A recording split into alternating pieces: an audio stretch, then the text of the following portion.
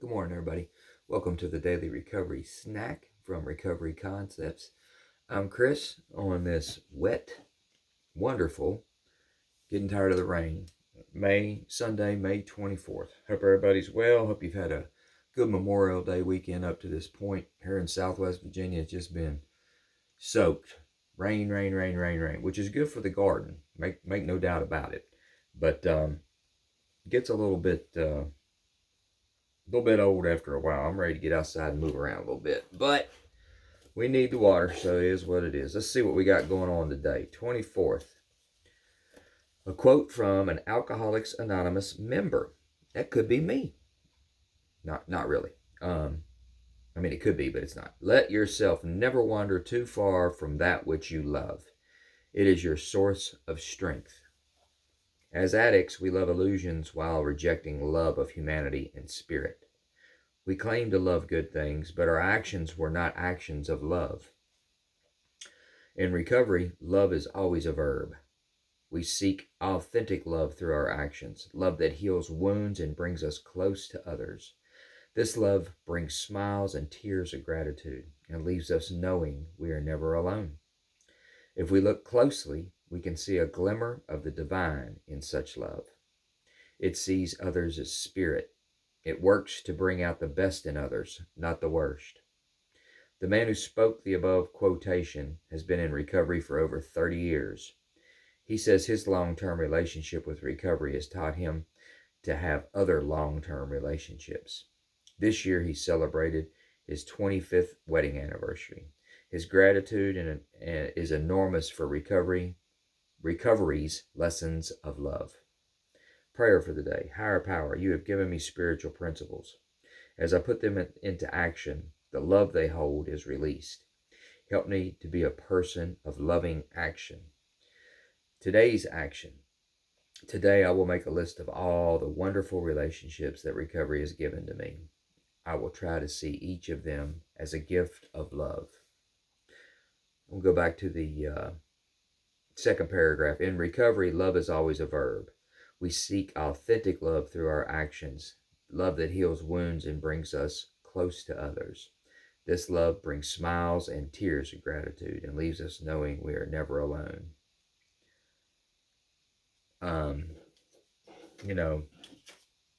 I was always a social addict, and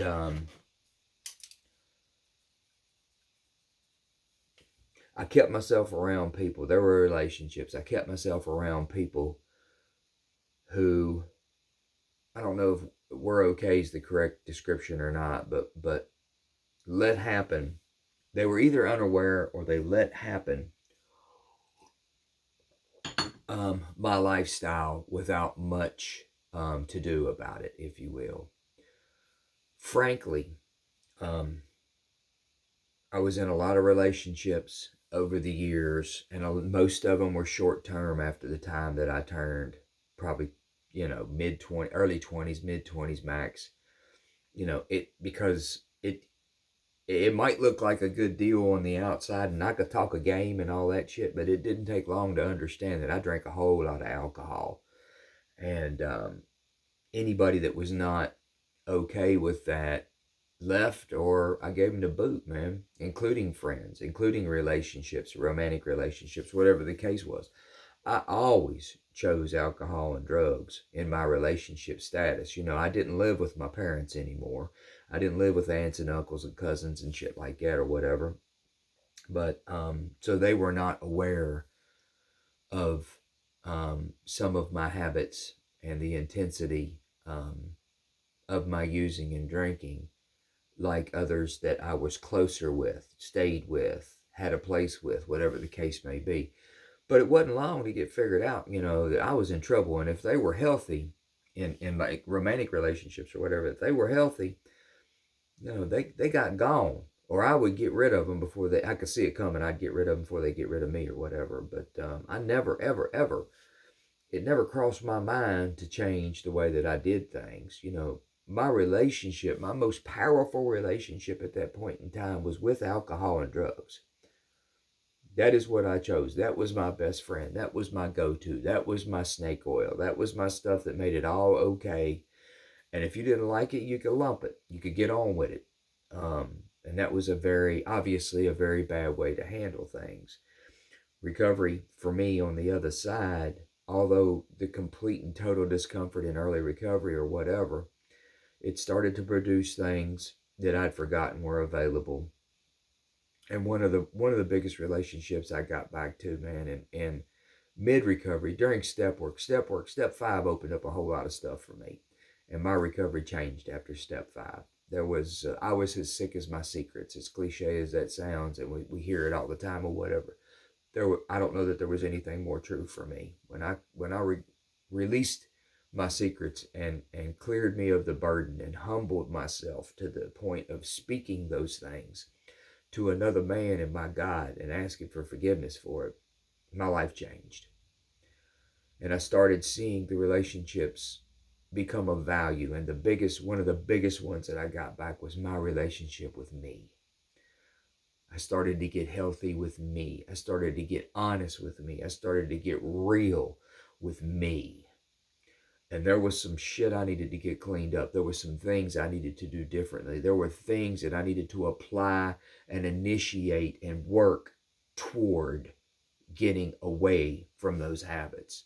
And they include many, many things. You know, I had the isms, man. The drugs and the alcohol were a symptom, man, but I had other symptoms of alcohol addiction and drug addiction. You know, when I took the alcohol and the drugs away, all that showed up initially was the pain, the discomfort, the oddity of the world without them, you know. It didn't magically, you know, Chris was okay and everything was fine. That's bullshit. That's not how, if it happens for people like that, if it happened for you like that, I am happy for you. I would not take that away from anyone. That is not what happened to me. I had a lot of work to do and to redirect and relearn and figure out. And I knew the right things to do. I just didn't do them. I would justify things in my mind and go on about my business, lottie damn die. And that wasn't a real good way to do it. But through the discomfort of growth and step work and recovery and not drinking and drugging and getting rigorously honest with myself, and again, step work for me, you know, it produced a life over time that I work hard not to give back no more. I try to stay in this existence. I like this one better. This I did not understand was available, and I do my work on a daily basis to try to make sure that I don't lose it.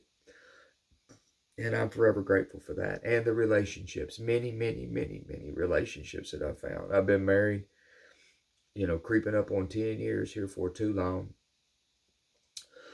I mean, I got a couple of years before it's 10, but I've been married a while, and we dated a while before that. My wife she's never seen anything like that out of me.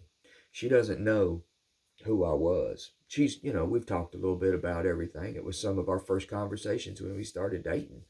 I'm an alcoholic and a drug addict, and I go to meetings to help me not drink and drug, and I've been sober X amount of time. But I got it. You know, I was rigorously honest with her early on because it scared me to death.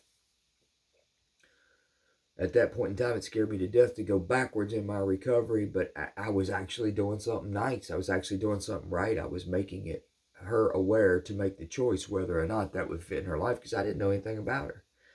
You know, we were learning each other. But for one time in my life, I told her, you know, I told the person, this is who I am. This is what's going down. This is how it was. Not details, but generally. And we had a good, long conversation about it. And it turned out that she had had a traumatic event in her life due to addiction from a loved one. And that all she wanted to know, literally, this is not verbatim, but all she wanted to know was what I needed to do and how she could be supportive of it. And when I was done with it, to come back to her. She wanted her and I to be together when I was done with my meetings, with my events, you know, my yearly conventions and my 6-month things that I did over in Norfolk and Suffolk and all that stuff and everything. All she wanted to do was make sure she wasn't in the way, how she could support. And that when I was done with it, she wanted her and I to be together. You know, let's get back together. We'll go to dinner. We'll hang out. We'll watch a movie. You do what you got to do, and then you and I will get caught up soon after. I want you to be with me, and I wanted to be with her. And I had in my mind, she gonna tell me, well, you don't sound like no fun. The hell with you. You know, this ain't gonna work. You know, I can't handle nobody that's got addiction problems. You know, I had all kinds of stuff in my mind, figured out how that conversation's want to go. And here we are, married, been married. First grandbaby turned 18 months today. This morning, today, my first grandchild is 18 months. I got my second one coming along, be along here in 2 months or so. And I have gratitude for all of this. Recovery gave this to me. Recovery. Not the stopping drinking and drugging. Sobriety's good, but recovery is the key for me. I appreciate y'all joining me today. Y'all know the spiel. Please like the video, share it, subscribe, tell a friend if you move to do so. And if not, come on back. We do this on holidays too, man. If I was drinking and drugging that day, we're going to make a video that day. You hear? That means we 365. We're going to do it on Memorial Day Monday too. Love to have you again. Y'all have a blessed day. Stay safe. Enjoy them hot dogs and hamburgers. Peace.